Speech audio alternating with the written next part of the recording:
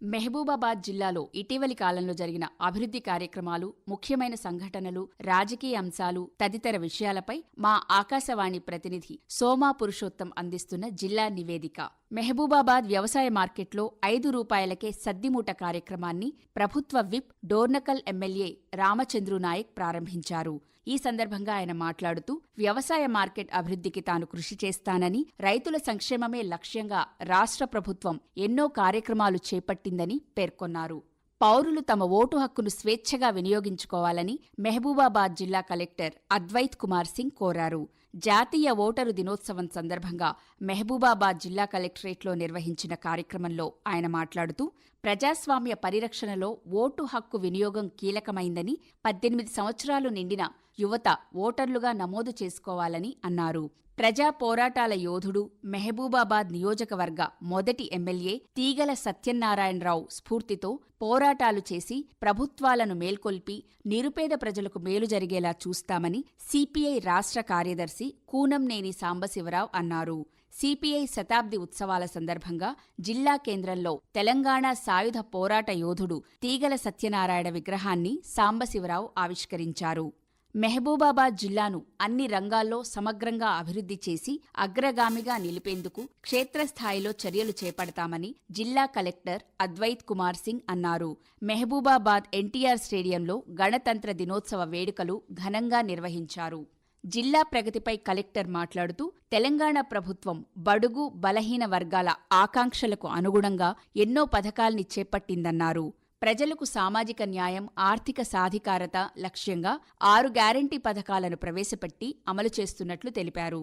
అర్హులైన ప్రతి ఒక్కరికీ సంక్షేమ పథకాలు అందించాలనే లక్ష్యంతో రాష్ట్ర ప్రభుత్వం గ్రామాల్లో గ్రామసభలు నిర్వహించి లబ్ధిదారుల ఎంపికలో పారదర్శకత పాటిస్తోందని ముఖ్యమంత్రి సలహాదారుడు వేం నరేందర్ రెడ్డి అన్నారు. రాష్ట్ర ప్రభుత్వం ప్రతిష్టాత్మకంగా ప్రారంభిస్తున్న ఇందిరమ్మ ఇళ్లు, కొత్త రేషన్ కార్డులు, ఇందిరమ్మ ఆత్మీయ భరోసా, రైతు భరోసా వంటి సంక్షేమ పథకాలను మహబూబాబాద్ జిల్లా కె సముద్రం మండలం గాంధీనగర్ గ్రామంలో నరేందర్ రెడ్డి ప్రారంభించారు. ఆరోగ్య జీవనానికి ఉపకరించే యోగాను ప్రజలకు నేర్పించేందుకు కేంద్ర ప్రభుత్వం జిల్లాలోని పలు గ్రామాల్లో ఆయుష్ ఆరోగ్య మందిరాలు ఏర్పాటు చేసింది. ఇందులో యోగా ప్రత్యేక శిక్షణా తరగతులు నిర్వహిస్తున్నారు. ఔత్సాహికులు ఉదయం, సాయంత్రం ఉచితంగా శిక్షణ పొందుతూ తేలికపాటి ఆసనాలు నేర్చుకుంటున్నారు. ఈ ఏడాది మార్చిలో జరిగే 10వ తరగతి వార్షిక పరీక్షల సందర్భంగా జిల్లా కలెక్టర్ అద్వైత్ కుమార్ సింగ్ విద్యాశాఖ అధికారులకు దిశానిర్దేశం చేశారు.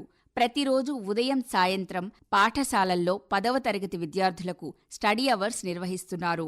ప్రత్యేక తరగతుల్లో విద్యార్థులకు దాతలు, ఉపాధ్యాయుల ద్వారా అల్పాహారం అందజేస్తున్నారు.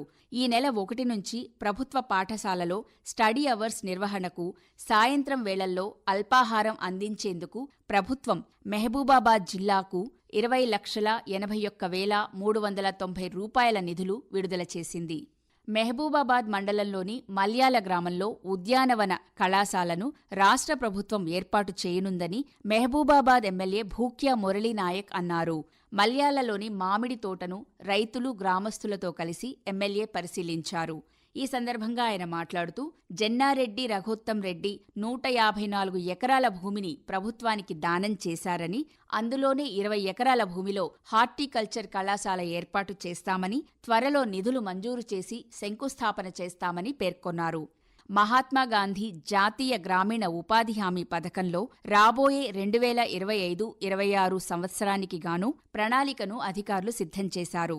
ఈసారి జిల్లాలో ₹278.91 కోట్ల విలువైన పనులను, 55.78 లక్షల పని దినాలను కల్పించేందుకు జిల్లా గ్రామీణ అభివృద్ధి శాఖ అధికారులు ప్రతిపాదనలను కేంద్రానికి పంపించారు.